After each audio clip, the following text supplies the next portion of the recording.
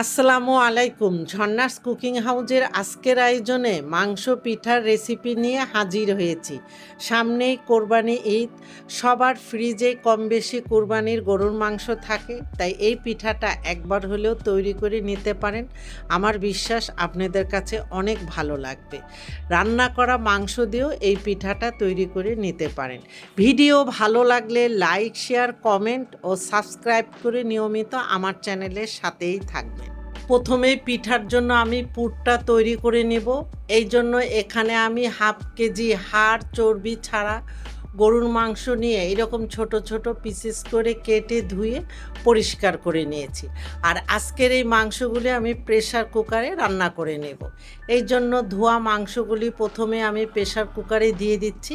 এখন এর মধ্যে দিয়ে দিব আদা বাটা 1 চা চামচ, দিয়ে দিচ্ছি রসুন বাটা 1 চা চামচ, জিরা বাটা হাফ চা চামচ, ধনিয়া গুঁড়া হাফ চা চামচ, লাল মরিচের গুঁড়া 1 চা চামচ বা স্বাদ মতো দিয়ে নিতে পারেন, হলুদের গুঁড়া হাফ চা চামচ, লবণ স্বাদ মতো, আস্ত কালো গোলমরিচ 1/4 চা চামচ, লবঙ্গ 5 থেকে 6টি, সবুজ এলাচ 4টি, দারচিনি স্টিক 2টি, একটি তেজপাতা আমি মাঝখান দিয়ে ছিঁড়ে দিয়ে দিচ্ছি। জয়ত্রীর ছোট একটি পাপড়ি নিয়ে আমি গুঁড়া করে দিয়ে দিচ্ছি। রান্নার তেল 3 টেবিল চামচ দিয়ে এখন মাংসের সাথে সব মশলাগুলি ভালো মতো নেড়ে মিশিয়ে এবার মাংস সিদ্ধ হওয়ার জন্য এখানে আমি 1.5 কাপ পানি দিয়ে মাংসের সাথে ভালো মতো মিশিয়ে প্রেসার কুকারের ঢাকনাটা দিয়ে আমি প্রেসার কুকার সাথে সাথে চুলায় বসিয়ে দিয়ে 8 থেকে 10টা সিটি দিলেই মাংস পারফেক্টভাবে সিদ্ধ হয়ে যাবে। আপনারা যদি পাত্রে মাংস রান্না করেন সেক্ষেত্রে সময় এবং পানির পরিমাণ বেশি লাগবে। 8টা সিটি দেওয়ার পরে আমি প্রেসার কুকারের ঢাকনাটা খুলে নিচ্ছি। আর এই মাংসের ভিতরে যে কিছুটা পানি ছিল চুলার হিট বাড়িয়ে দিয়ে এই বাড়তি পানিটা আমি শুকিয়ে নিয়েছি। আর মাংস খুবই পারফেক্টভাবে সিদ্ধ হয়েছে, আমি আপনাদেরকে একটু দেখিয়ে দিচ্ছি। এবার মাংসগুলি একটি পাত্রে তুলে নিয়ে মাংসের থেকে গোটা মশলাগুলি সব ফেলে দিয়ে হাত দিয়ে মাংসগুলিকে ঝুড়া করে নেব। মাংসগুলি ঝোড়া করা হয়ে গেলে মাংসর প্লেটটা সাইডে রেখে পরের প্রসেসে চলে যাচ্ছি। এবার চুলায় আরেকটি পাত্র বসিয়ে 3 টেবিল চামচ রান্নার তেল দিয়ে একটু গরম করে নিয়ে এখানে আমি 2 কাপ পেঁয়াজ কুচি দিয়ে পেঁয়াজ কুচিগুলিকে হালকা গোল্ডেন কালার করে ভেজে নিতে হবে। তবে খেয়াল রাখতে হবে পেঁয়াজগুলি যাতে একদম বেরেস্তা না হয়। আর এখানে তেলের পরিমাণটা কিন্তু খুবই কম লাগে।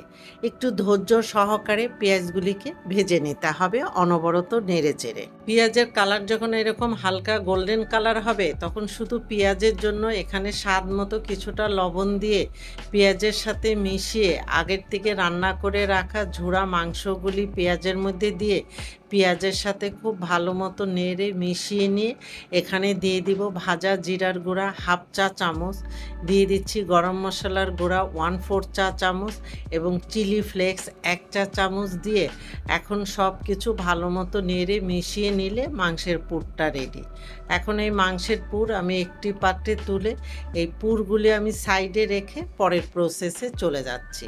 1.5 কাপ চালের গুঁড়া এবং হাফ কাপ ময়দা দিয়ে আমি আগের থেকে একটি কাই তৈরি করে নিয়েছি। আর এর ভিডিওটা আমি দেখাইনি কারণ এর আগেই আমি নারিকেলি পাকন পিঠা তৈরি করার সময় কাইটা তৈরি করার প্রসেস দেখিয়েছি, এই জন্য আজকে দেখাইনি, ভিডিওটা বড় হয়ে যাবে। এখন এখান থেকে আমি কিছুটা কাই নিয়ে বাকিটা আমি ভেজা কাপড় দিয়ে ঢেকে রাখবো, তা না হলে উপরটা ড্রাই হয়ে যাবে। পরিমাণ মতো শুকনা চালের গুঁড়াতে একটা বড় রুটি তৈরি করে নেব। এই কাই তৈরি করার সময় এখানে আমি ময়দা ব্যবহার করেছি, আপনারা চাইলে ময়দা স্কিপ করে শুধু চালের গুঁড়া দিয়ে কাই তৈরি করে নিতে পারেন। রুটিটা এমনভাবে বেলে নিতে হবে বেশি মোটাও না আবার বেশি পাতলাও না।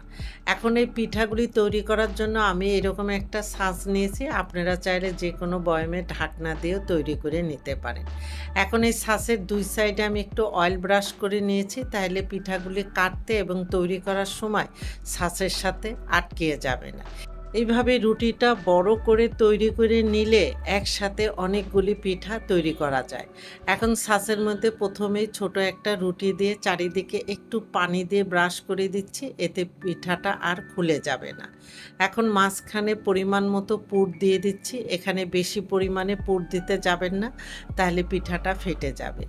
অ্যান্ড পুর দেওয়ার পরে হালকাভাবে চেপে দিলেই কিন্তু পিঠাটা তৈরি করা হয়ে গেল। খুব সহজ না? এখন এই পিঠার মুখের সাইডে অনেক সময় একটু ফাঁকা থাকে, এই জন্য হাত দিয়ে হালকাভাবে চেপে দিলে আর ভাজার সময় খুলে যাওয়ার কোনো সম্ভাবনা থাকবে না। এখন আমি এইভাবে একে একে করে সবগুলি পিঠা আমি তৈরি করে নেব। সবগুলি পিঠা আমার তৈরি করা হয়ে গিয়েছে। এখন এই পিঠার উপরে একটা কাপড় দিয়ে ঢেকে এখন পিঠাগুলি আমি ভাজতে চলে যাচ্ছি। পিঠা ভাজার জন্য আগের থেকে চুলায় একটি প্যানে বেশ কিছুটা তেল দিয়ে আমি ভালো মতো গরম করে নিয়ে এখন চুলার হিট মিডিয়াম লোর মাঝামাঝি রেখে এখন এই তেলের মধ্যে একে একে করে কিছু আমি পিঠা দিয়ে দিব। পিঠাগুলি দিয়ে সাথে সাথেই নাড়তে যাবেন না, কিছুক্ষণ অপেক্ষা করবেন। তারপরে একটি ছাঁচনিকের কাঠি দিয়ে কয়েকবার উল্টিয়ে পাল্টিয়ে গোল্ডেন কালার করে ভেজে নিলেই হবে। আর যদি পিঠাগুলি আপনারা ফ্রোজেন করতে চান তাহলে এই পর্যায়ে 1 থেকে 1.5 মিনিট ভেজে নিয়ে তুলে নিয়ে ঠান্ডা করে তারপরে একটি এয়ারটাইট বক্সে ভরে সংরক্ষণ করে রাখতে পারবেন বেশ কিছুদিন। আর এইদিকে আমার প্রথম ব্যাচের পিঠাগুলি ভাজা হয়ে গিয়েছে। এখন প্রথম ব্যাচের পিঠাগুলি আমি তুলে দ্বিতীয় ব্যাচের পিঠাগুলি আমি একইভাবে ভেজে নেব। পিঠাগুলি ভাজা হয়ে গিয়েছে। এখন পিঠাগুলি যে কতটা মুচমুচে হয়েছে আমি আপনাদেরকে একটু শব্দটা শোনাচ্ছি। এই তো তৈরি হয়ে গেল দারুণ স্বাদের মাংস পিঠা। আর এই পিঠাগুলি গরম গরম খেতে ভীষণ ভালো লাগে। আপনারা ভালো থাকবেন, আমাদের জন্য দোয়া করবেন। আল্লাহ হাফেজ।